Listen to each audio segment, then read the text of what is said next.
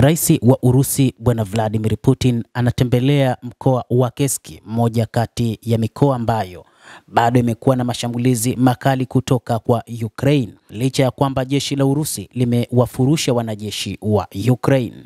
Kabla ya hili, rais wa Urusi alitembelea Kursk Machi 12. Wakati huo alifanya mkutano katika moja ya machapisho ya amri ya kundi la askari wa Kursk.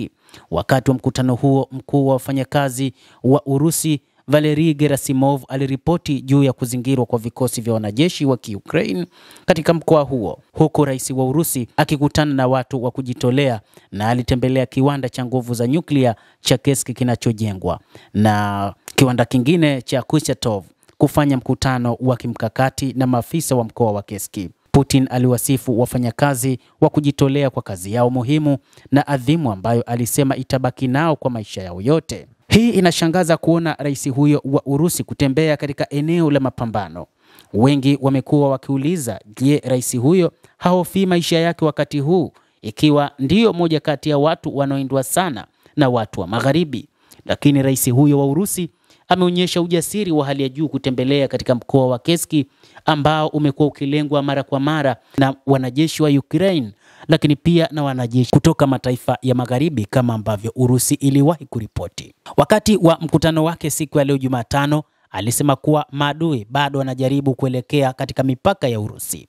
Akizungumzia ripoti kuhusu shambulio la ndege zisizokuwa na rubani za jeshi la Ukraine kwenye makaburi ya Sovieti ya vita vya pili vya dunia, rais huyo wa Urusi alisisitiza kwamba inatupa kila sababu ya kusema kwamba watu hawa wanafuata itikadi za unazi mambo leo.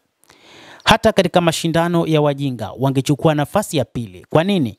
Kwa sababu ni wajinga. Kwa kufanya hivyo, kulenga makaburi, wanaonyesha wao ni nani, Putin alibainisha. Hata hivyo, rais huyo wa Urusi Bwana Putin anasema moja kati ya mambo ambayo yanampa moyo ni namna ambavyo wanajeshi wa Urusi wameamua kufanya mapambano dhidi ya Ukraine. Amesisitiza kwamba huko Ukraine na Magharibi, makaburi yanayohusiana na Urusi yanabomolewa ili kufuta kumbukumbu za wale wanaoitazama Urusi. Wanataka kufuta historia kwamba Urusi ndio ilimaliza vita vya pili vya dunia, na kwamba wakati huu tuna mamlaka na uwezo wa kila aina wa kuweza kutumia makombora ya kila aina tuliokuwa nayo kumaliza vita kama tulivyovianza. Kuhusu wajibu wa makasisi, wachungaji wa karibu, maungano yote ya kitamaduni ya Urusi sasa wapo kazini katika eneo maalum la operation maalum ya kijeshi, Putin alisema, akiongeza kuwa wanatoa msaada kwa watu walio nyuma na wakati wa operesheni za mapigano. Msaada wa makasisi daima unahitajika wakati wa amani, na sasa wakati wa shida hii, mkuu huyu wa serikali ya Urusi alisema zaidi.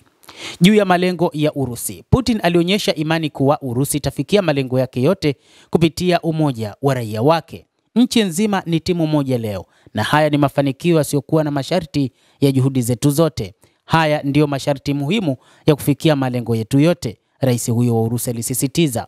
Wakati wa kufanya shughuli za kijeshi, mtu hawezi kufanya bila vifaa na risasi, lakini motisha na utayari wa mtu kuchukua hatua ambazo nchi mama inatarajia kutoka kwao ni muhimu sana, kulingana na rais huyo wa Urusi Bwana Vladimir Putin.